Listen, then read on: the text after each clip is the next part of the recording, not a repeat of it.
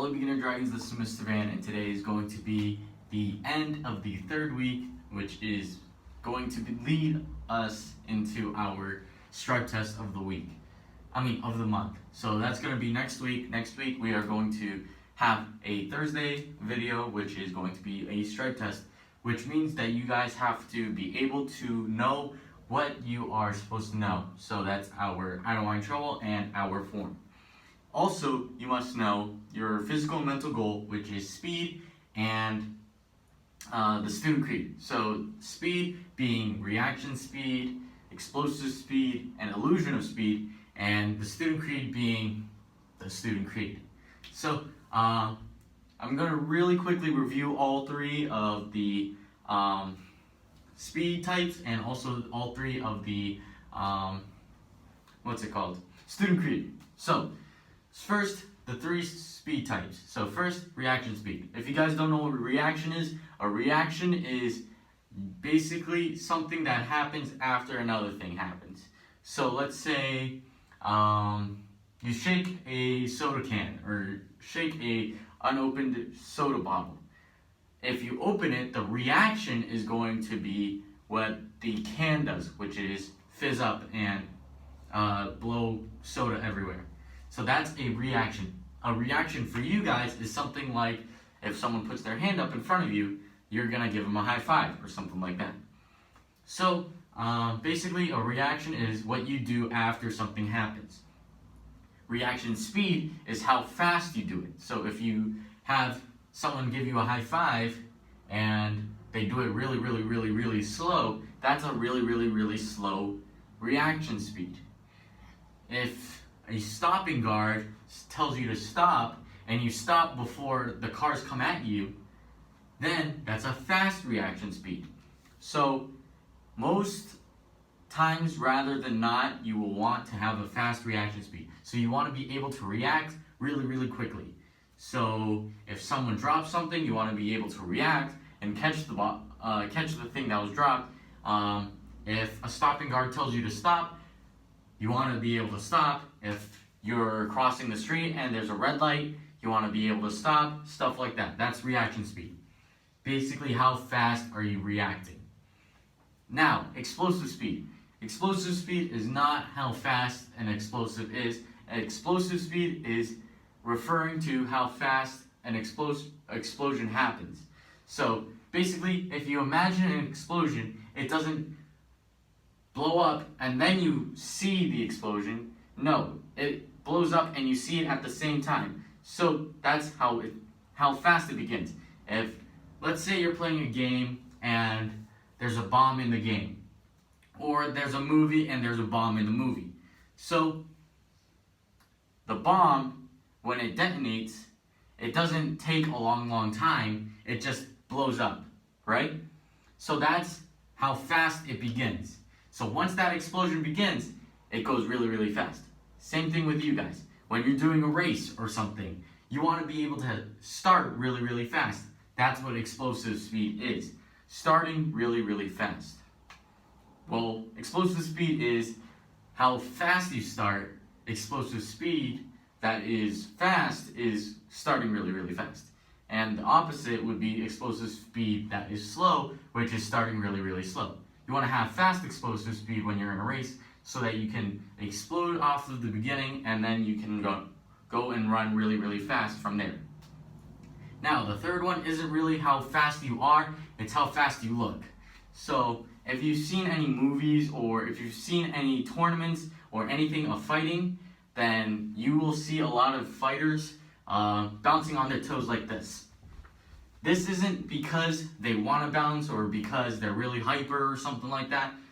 It's not because of that, it's because it makes them look faster. So if I was to bounce like this and someone's trying to block me and they see my arm going like this, they're not going to really react fast, which is reaction speed, if I suddenly just hit them in the head, something like that. So it's not really how fast you are, it's how fast you look. So you want to keep that motion so that you can trick the other person into thinking that you're faster than the other person. So that is all three types of reaction speed. All three types of speed, which is reaction, explosive, and illusion. Now onto the 3 student creeds. So the 3 student creeds, that would be, I must develop myself in a positive manner and avoid anything that could reduce my mental growth or physical health.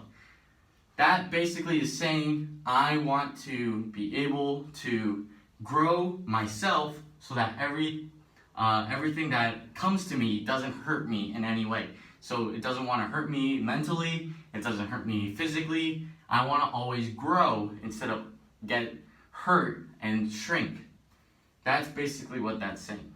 The second one is I must develop self-discipline in order to bring out the best in myself and others. So you must know the definition of self-discipline for this student creed. Self-discipline is basically doing something on your own, not because someone told you to, but because you know it's right. So you must develop that, which means you must have it so that you and people around you can grow, which means get better. And the third one, I must use common sense before self-defense and never be abusive or offensive, which basically means I'm going to think before I hit someone, to think if it's self-defense, and then I won't try and use that power that I have because of karate to hurt people or abuse anyone. So that just means basically think before you act, don't hurt anyone, don't do anything that will hurt someone mentally or physically if you don't have to. And yeah, that's our physical and mental goal. And now we are going to be doing a short warm-up so that you guys can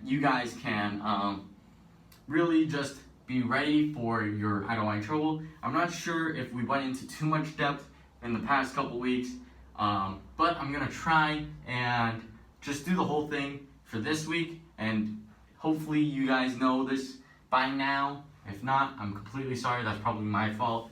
But yeah, I'm gonna try and do a really short warm-up so that you guys have plenty of time to just review your I don't like trouble so that you guys can have it down solid for stripe test next week.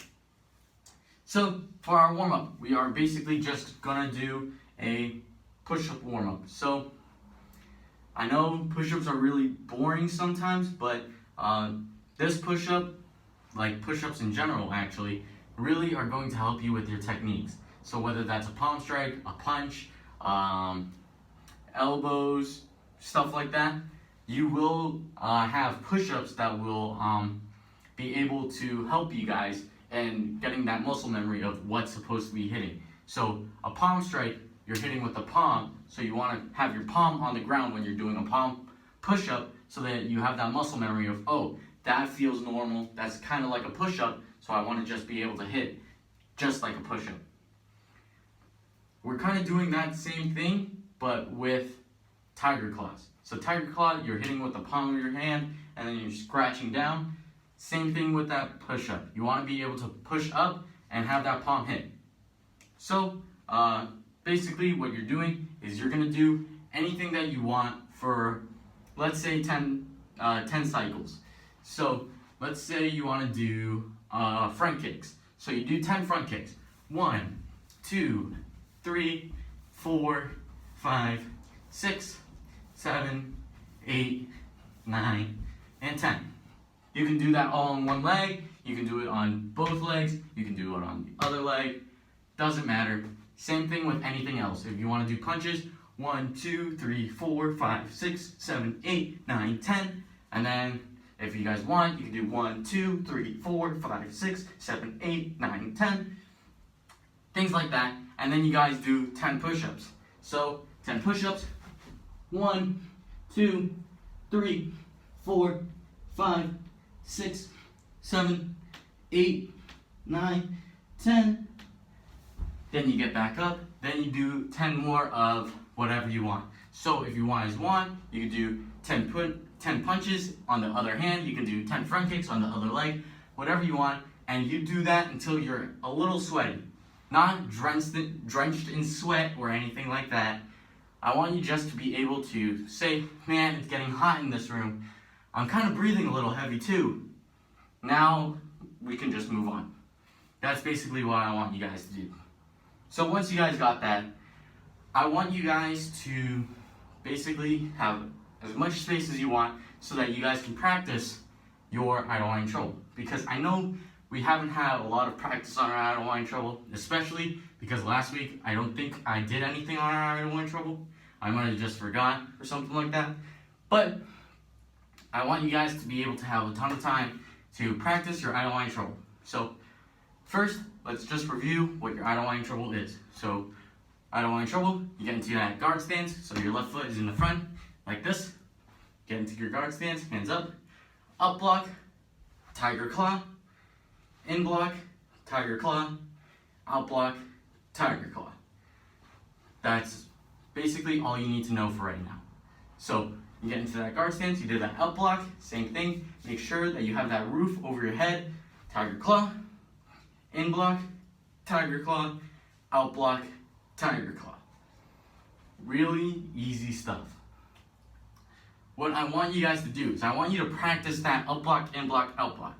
If you have family members that are really silly or something, you guys can do a pillow fight. So let's say someone has a pillow. They're not going to hit me really, really hard where I just go flying, but they're going to hit me really softly so that I can feel it, but I won't really get hurt. So let's say they hit me over the head, I want to block it.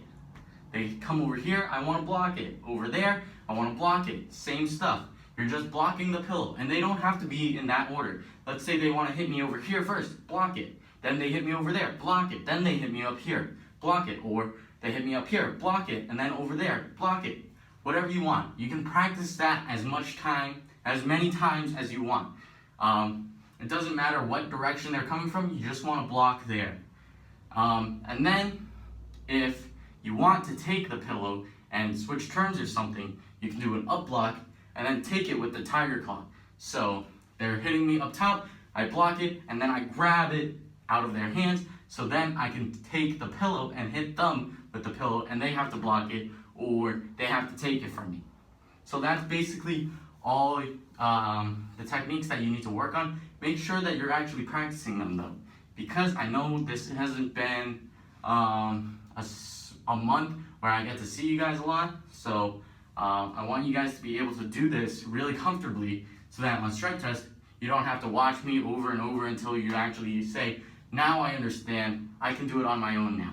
I want you guys to be able to practice this, have some fun with it, play some games with your family while you do this, so that you guys actually feel comfortable and you guys can do your strike test while not just watching me the whole time saying, what's next? You know? So that's going to be it for me. I hope you guys have a good day, and I will see you guys next time.